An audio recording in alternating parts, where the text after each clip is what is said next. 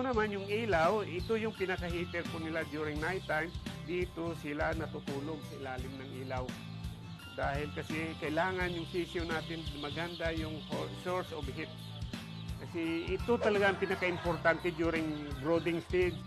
Yung init ng mga sisiyo po natin, kailangan yan maganda. Dahil pag kulang tayo sa heating, ay hindi rin maganda yung paglaki. Dito naman, Migo, bakit naglalagay tayo ng kawayan? Actually, may kwan din, mayroong opening. Dahil kasi para yung dumi na nanggaling sa paa ng sisiyo ay madali rin mahulog. Hindi dito mapupunta sa inumin. Ito ang critical, Migo, dahil iniinom nila. Yung sa pakainan, okay pa nga dahil napipili naman nila yung granules ng taste na binibigay natin. Hindi naman nila kakainin ito.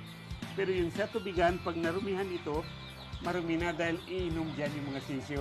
Doon nag-umpisa yung problema natin, lalo na sa